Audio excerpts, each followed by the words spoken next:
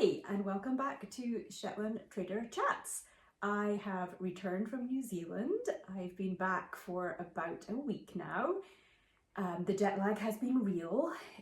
That's been quite a struggle this past week. Both my husband and I have had our body clocks really thrown off, so waking up in the middle of the night, being awake for hours, crashing in the daytime, yeah.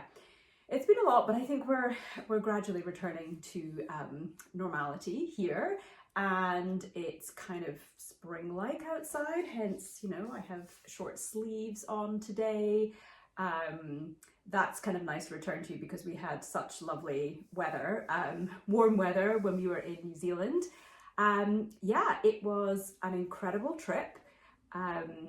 So much to take in that, you know, still is percolating in my head from everything that we saw there.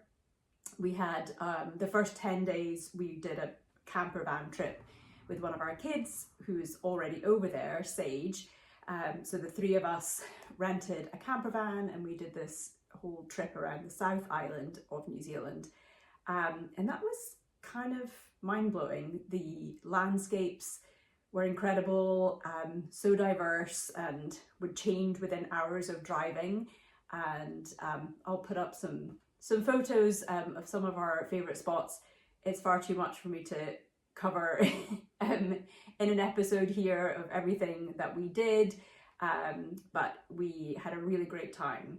And another big highlight was getting to attend the Wairarapa Wool Weekend event, which this was the first year of that was run by Jamieson, and yeah, that was really fun. We were there for 3 days, I think, in that area in Greytown, and I taught feral taster class and a hap shawl class, and James had brought in Jamieson's of Shetland yarn, so he now stocks it. I think he's the only stockist in New Zealand.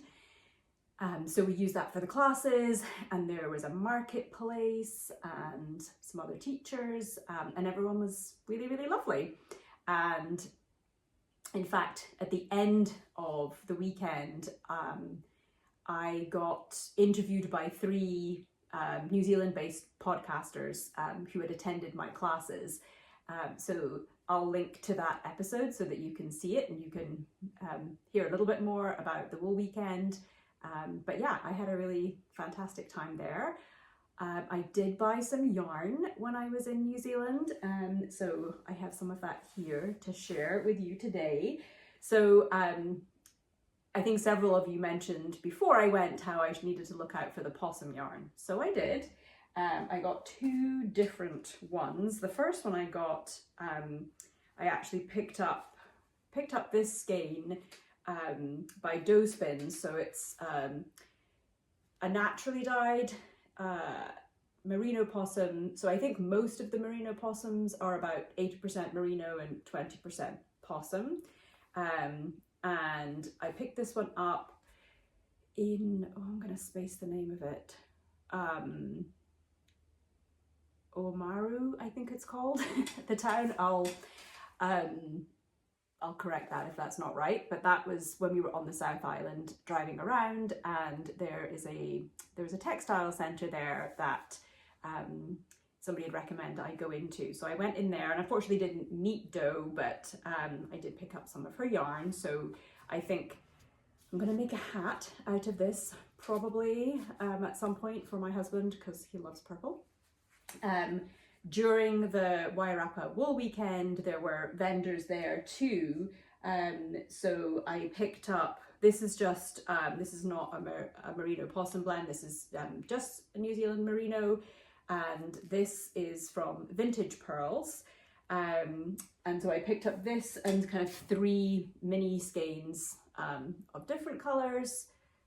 I don't know what I'm going to do with it, but figured that again, maybe I could do a hat or something like that and have a few contrasting colours there. Spacing on her name right now, I think it's Morag Mackenzie, who has Vintage Pearls. She also runs an event in New Zealand, and I think That's going to happen in March next year, and that's in Dunedin on the South Island. And so I think James and her are going to kind of switch off year by year. So her event will be next year. It's called Unwind. So just mentioning that in case you're thinking of going to New Zealand, you might want to coincide with being there for a knitting event. And March is a really nice time to go, I would say. I also picked up another merino possum blend at a store in Greytown called Miss Maud. It's actually more of a fabric store, and I'm going to talk about that again because I picked up some fabric. So this is just another 80/20 merino and possum. So the possum yarns, I was reading a little bit more about this. I've never used them. They are very soft. It feels very, very soft. Possums in New Zealand are a huge pest. They were introduced, I think, in the 1850s or something like that, potentially, you know, for fur trade, brought in from Australia, I think. But there's no predators for them in New Zealand, and they've really done a lot of damage to the flora, fauna, and native birds and things like that. So they're basically trying to eradicate them because they are a real problem there. We saw a lot of dead possums on the side of the road. You know, they're just kind of all over the place. Their fibers apparently are very short, and they're like a hollow fiber, so it's very warm, but with it being a short fiber, it needs to get blended with something else. So hence the balance of the merino and possum in this. So that's the yarn that I bought there. I talked a little bit in my last episode about knitting that I was bringing with me, and as it turns out, the only thing that I knit on the whole time we were there was my niece's poncho, and it was perfect. I picked up some more yarn, another skein of yarn, which was just merino, New Zealand merino, when we were there to kind of finish it off, but it was a great thing for like driving around the South Island, not needing to look at my knitting, and yeah, and I finished it on time for her 21st birthday, and she absolutely loved it. So I'll share a picture of Molly in that. She said it was her favorite present of everything, so of course that made me feel great, but it did look lovely on her. So yeah, I didn't really do any other knitting when I was there. I did take some other things with me, but I didn't knit on anything else. What else am I going to tell you about today? Okay, well, I'm going to tell you about the Audrey In Unst Vest, which I am wearing here, because I just released this pattern today, and I spoke about it in earlier episodes. This is the other version of it up here, hanging up here behind me. So Audrey In Unst originally was a cardigan pattern that I did back in 2009 for Twist Collective, and it was a cropped fitted cardigan with quite a deep twisted rib pattern, but with this what's called Unst lace in this kind of bib at the top here. And a few years ago I did an update of that pattern to include a kind of A-line version with a curved hem on it. And then maybe a couple of years ago, somebody who I follow on Instagram, not met in real life, but would love to, is Vicky of Basil and Bell, and she knit a vest version of the Audrey cardigan. And then she knit two more after that, and I always thought it looked great. And finally I was like, oh, I think I really need to make one of these too. And then decided it should become its own pattern. So it's been through testing these last few weeks, and the testers have made some really wonderful versions. Maybe I'll share a few of those on here as well. You can also find them on Ravelry. and a lot of people are sharing it on their Instagram as well. So that came out today, and yeah, there's two versions. The vest version compared to the cardigan is definitely a little more cropped in style. That was kind of a personal preference for the things that I like to wear, how I like to wear vests, but you could easily add more length to the body. Of course, you need more yarn for that, but that's a pretty easy adjustment to make. And then you can decide if you want it to be a straight hem, which is what this one has, or a kind of more curved shape, which this one you can see kind of dips down in the back there. So you do that with short rows. And then the other options you have are for the finishing, for the button bands and the neckline and the armholes too.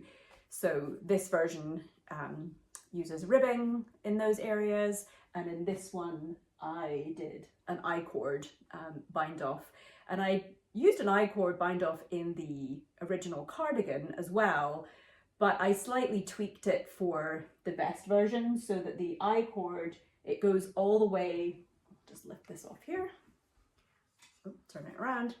So the I-cord goes in one continuous journey up the front and all the way around the neck and then back down. So you work that kind of all in one go. And I chose to just do some button loops at the top here for this version, but you could do buttons all the way down. And then I also did an I-cord bind off around the armhole areas for that as well. So those are the two versions of Audrey In Unst Vest, and it's available with a discount until the end of the day on Sunday.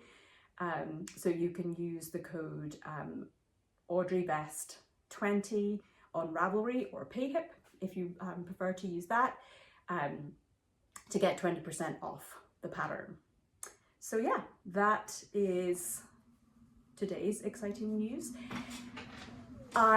When I got back, I decided that in light of this like revisiting older patterns thing, that I wanted to do an update to my Belmont cardigan pattern, partly to extend the sizing on that, and also I'm going to give an option for a full length sleeve because it's kind of a quarter length sleeve.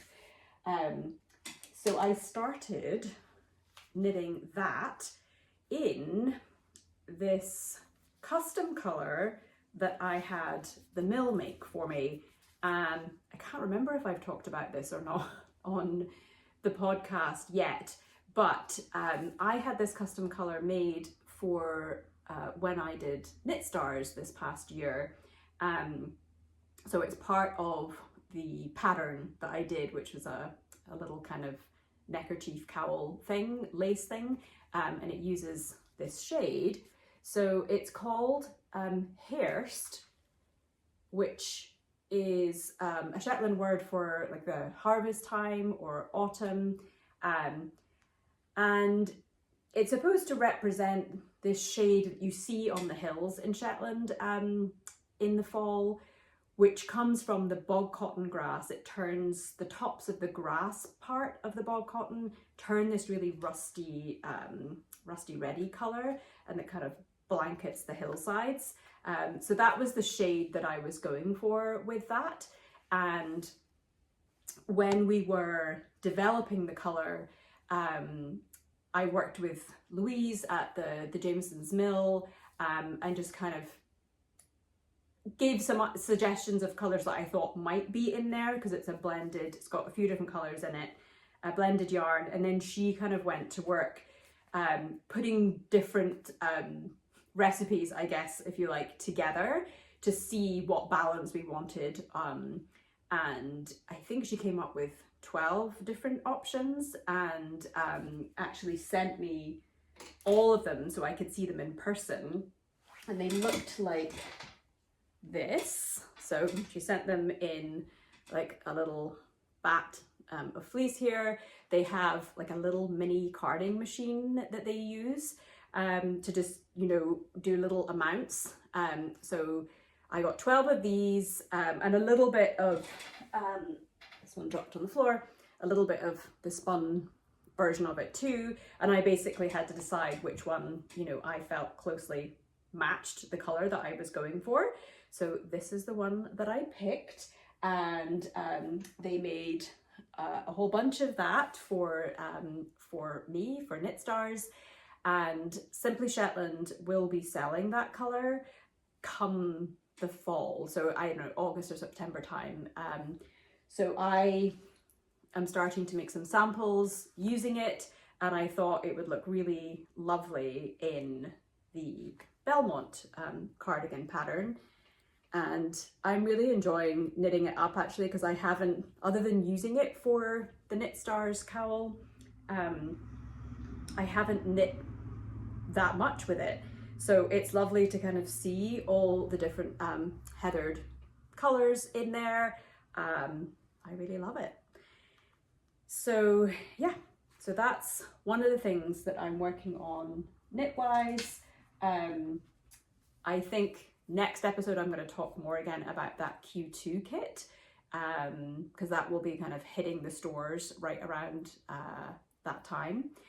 But I'm also getting to work on the next kit, and I wanted to mention that the Wool Week hat came out this week. So just on Wednesday, I don't know what day of the week it is. Jet lag is still having an effect for sure. So a couple of days ago that was announced, and it's a big deal. You know, each year there's a new patron and a new hat pattern that gets shared. So we all wait in anticipation because it's kept top secret until the very last minute, and it's a gorgeous, very traditional looking pattern. So this year, similar to last year, the patron isn't just one person. This time it's the Shetland Guild of Spinners, Knitters, Weavers and Dyers. I think that's all of them. There was one person, Rachel Hunter, who designed the hat kind of using using motifs from a book that was put together a few years ago, and it's called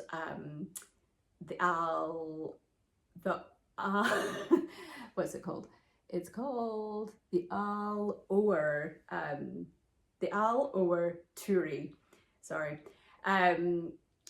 Al Ower just mean like all over, and Turi is a word for a hat in Shetland. So the pattern is kind of, it's a Fair Isle pattern, so a stranded work knitting pattern, but it's an all over pattern rather than being sort of in horizontal bands. And then it's got this really cute tassel on the top as well. So I highly recommend checking that out. There's a small fee for the pattern itself, which just goes towards helping support the Shetland Wool Week event so that it can run. I'm probably not getting to it this year, unfortunately, but if you do go, well, you don't have to even attend to make the hat, but obviously people who are going like to make the hat and wear it whilst they're there for Shetland Wool Week. And then I think knitting wise, that's kind of mostly what I have going on right now. I'm kind of catching up, getting back into things. My colourwork vest is still in testing right now, but that will probably be out in early May. And the testers have been sharing some of their versions also on Instagram, and there's some really lovely colour combinations that I'm seeing. So I'm excited about that. And again, that is going to be the version that I knit, and then there's another palette are going to be offered as kits through the Woolly Thistle. So look out for that as part of their Vest Knit Along, which will be happening later in May, but they'll be announcing it, I think, in early May, something like that. I have more travel coming up. I am going, first of all, to Fiberspace in Alexandria, Virginia, which I love. Love visiting there. So I'm teaching workshops there next weekend. I think there's space still in the Shetland lace class that I'm teaching, but I think the other classes have wait lists at this point. Then I go out to Oregon to teach at the Webster's retreat, which I'm also really excited about. And in May, I am attending the H&H convention in Chicago, the sort of industry event there with Simply Shetland, and Jamieson's are going to be there. So Gary and Louise from the mill in Shetland are actually going to be attending as well, which will be really fun. And where else am I going in May? I'm going to Montreal for Knit City in about the middle of the month. And then towards the end of the month, I am going to Reno, where I used to live, for the Jimmy Bean's retreat, which I'm also really excited about because I love any opportunity to go back and visit that area. So fair bit of travel coming up in the next couple of months.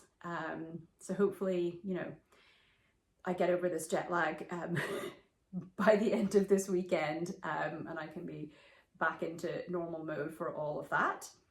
I do want to talk about some of the fabric that I got when I was in New Zealand, and some of the sewing that I had been doing even since being back. So when we were on the South Island and we were in Dunedin, I knew that there was a location for the fabric store there, and so I kind of made a point that we needed to stop in there and check it out. So we did, and I bought these 3 fabrics.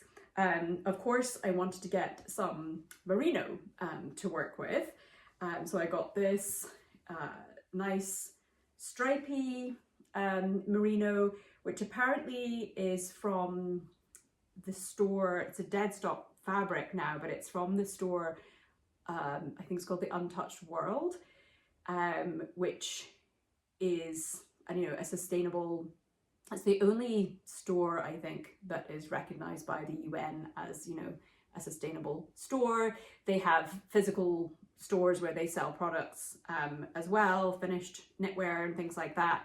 I did go into one when we were there, really beautiful stuff. But anyway, that apparently is where this fabric comes from. So I'll probably just make a top or something out of this. I forget how much yardage I got on that, but and then I also just got this plain one, which is also merino. And then I also got this, I think it's like a viscose linen or rayon or something blend. This was inspired by Layla Makes Sews. I think that's her Instagram. I will link to that properly, of course, on here. But she had used this exact fabric actually in a different color to make a really lovely dress. And I had seen that before I went to New Zealand, and actually it was because of that post that I became aware of the fabric store, and I had to get some of this fabric too. So I might make the same dress as her. I can't remember the name of the one that she made, or I might make, yeah, a different dress out of that. Not quite sure when I'm going to get around to that. I also picked up some fabric when I went to Greytown for the Wairarapa wool weekend. I mentioned that I got the yarn from Miss Maud fabric store there, which she also has, yeah, really beautiful fabric, a lot of merchant and mill stuff. And I got this cotton twill fabric, which I really love the colour of. I wasn't going to get any more fabric, but I couldn't resist, and somebody else there kind of enabled me. So gonna make some pants with this fabric. I'm not sure exactly what pattern yet. Maybe the Falconer pants, or there's like a pair of culottes that I don't remember the name of, but a Merchant Mills pattern that also look really cute that I might make. I just kind of randomly picked up this knit rib stuff too there, because I am planning to do like a sweatshirt thing, and I just really liked it. So I thought, why not? So yeah, so those are some of the fabric purchases. Since getting back, whilst I was away, I also ordered some more denim so that I could do a practice pair of pants before I cut into the stripy sort of railroad red and white denim fabric that I had purchased a while ago. And Alicia Edmonston and I are going to make a pair of jeans together, the Oxbow pants together, using that fabric because she got the same one as I did. And because I haven't made jeans before, of course, Alicia said I should really do a practice pair, but perhaps do like a wearable pair, not just in a fabric that I'm not going to do anything with. So I did order some other denim, which was, relatively cheap. I got that from U Fabrics, the same place I got the railroad denim from, and that was here when I got back. So I immediately washed it, and then I have started working on that this week, and it's been really fun so far, kind of terrifying, but also really I don't know, just I feel like excited to actually be making jeans, because that's something that I thought was going to take me years to get to that stage. I haven't finished them yet, so of course they might not fit, but just the process of the different things that I've done so far.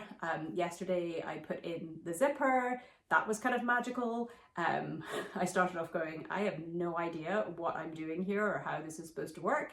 But there were good instructions. There's a good tutorial on the Sew House 7 blog for the Oxbow pants. So that was really helpful. And then of course, Alicia has been incredibly helpful. We were texting, so when I have questions or issues, I just send her text. And she often answers me with, videos and things like that to help me out. And I also should mention that she did a really great podcast episode over on her YouTube channel, all about working with denim, which is really helpful if you haven't done that before, or even if you have and you're looking for some tips and tricks. She shared some really great things on there. So yeah, and then the other thing that I did or decided that I needed when we got back was a serger. So I ordered a serger and I have it. I have not tried it yet. I've watched a few videos just about threading it and stuff like that. So I'll tackle that, I think, this weekend. But I'm pretty excited about that. Yeah. So that is pretty much my news at the moment. I apologize if this was a fairly jumbled episode, but I figured rather than delaying getting it out, I just would sit down and see what came out. So that's us at about half an hour. So I think that I will close things off there. And yeah, I will see you in a couple of weeks, and just thanks again for watching and supporting me, and if you haven't subscribed already, please do, and that's it. Okay, bye.